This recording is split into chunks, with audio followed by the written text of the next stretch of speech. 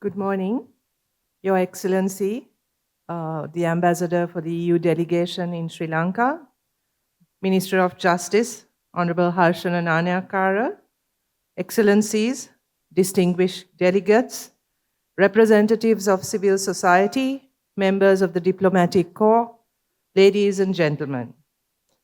It is an honor to join you today at the inaugural session of the Electoral Platform and Information Integrity Summit of the Global South.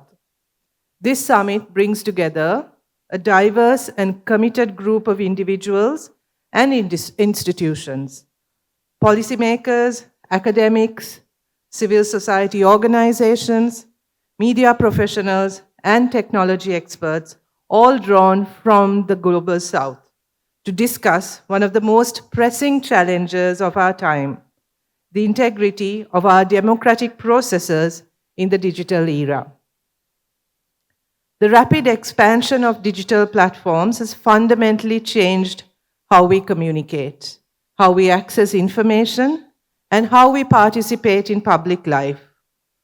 While these changes have created new opportunities for dialogue and inclusion, they have also exposed our societies to serious risks, particularly the spread of disinformation, the erosion of trust in institutions, and the manipulation of public opinion, all fundamental to the strength and the rigor of democratic processes. Her Excellency talked about the fact that often women and the LGBTQI community are targeted within social media platforms, in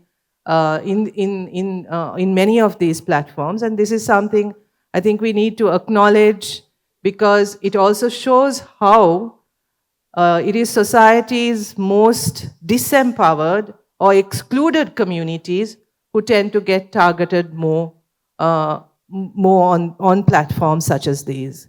And this is something that we need to look at, because many of us embraced technology as an equalizer, as something that would promote equality and promote inclusivity. But what we are finding is that many of the prejudices and the biases and the injustices that are within society get replicated and even reproduced within these platforms. And this is, I think, something that we really need to look at, as to how technology can also is influenced deeply by the political and social context within which they are working. As we all know, these are not issues confined to any one country. The impact is global, and in many parts of the Global South, the consequences are particularly acute. Weak regulatory frameworks, limited resources, and socio-political complexities have made our democracies more vulnerable to the misuse of digital tools. In Sri Lanka, we have seen both the potential and the dangers of these platforms. We have witnessed how misinformation can deepen social tensions and undermine democratic values. These experiences underscore the urgency of addressing the issues with clarity, cooperation, and resolve. I am particularly interested by the fact that you have, in your tagline to this conference, you talk about information integrity. And I think this is something we really need to focus on, because this is what is up for question today. How do we actually assess the integrity of the information that we consume?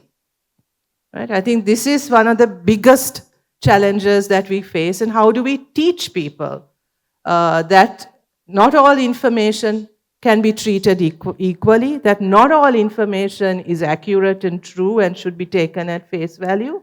How do we develop the tools, and how do we actually teach people to assess the information that they consume? I think this is one of the biggest challenges, and one that we really need to deal with urgently.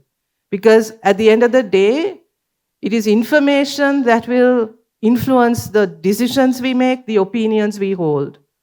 And and we often promote the fact that access to information is one of the most important aspects of a thriving democracy, of a thriving society, and that's true. But in a context where information, the integrity of information becomes questionable, then that the very source or the fundamental principle on which we build our democratic institutions becomes compromised. So the themes of this summit, electoral integrity, information integrity, and platform accountability, are therefore extremely timely and essential. Often, we have had the experience of lodging complaints or reaching out to digital platforms about misinformation, about abuse and harassment. One of the responses we tend to get is that the platforms are not developed yet to deal with the diversity of languages on platforms. For instance, in Sri Lanka, much of what happens is in Sinhala and Tamil. But how do platforms then moderate the discussions or whatever happens in these languages when they don't invest in actually making sure that the regulation and the monitoring of these platforms also takes into account the different languages in use. And I don't think we can any longer continue to accept excuses on this behalf, because we all know that platforms make a ton of money out of all of these, right? And then, therefore, so these are not just charitable institutions. These are profit-making large institutions which make a lot of money. And I don't think we can any longer accept excuses that they are still unable to deal with the complexity of the world in which these platforms operate, and the fact that they have to take into account and they have to develop the tools to deal with the diversity of languages that are around in our globe. I mean, they are not doing this, they're not charities, right? So then I think we need to hold them to account for their own regulatory responsibilities as well. So the themes of this summit, in my view, go to the heart of the relationship between technology, democracy, and governance. They call upon us to act, not only to respond to the challenges we face today, but to prepare for what lies ahead.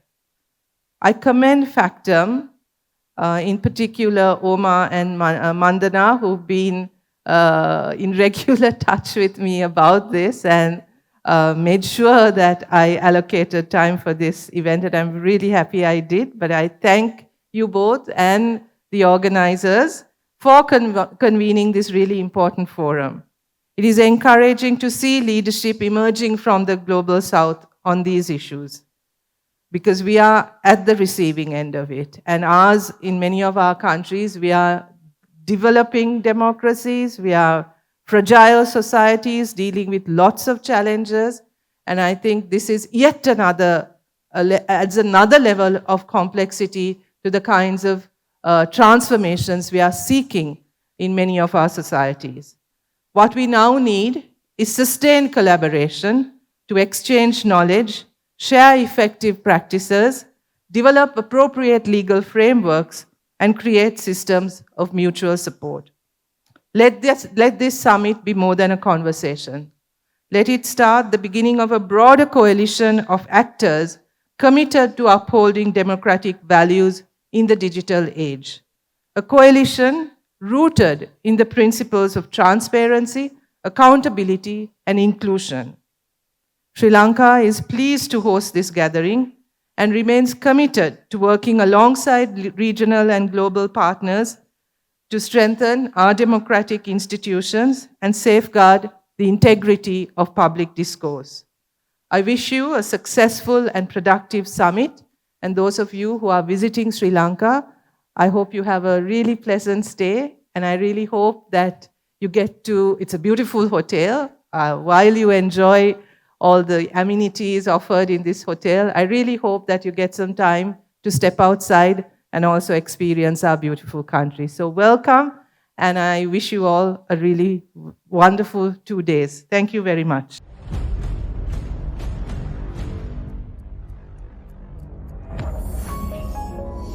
You're watching the Lifetraveler channel.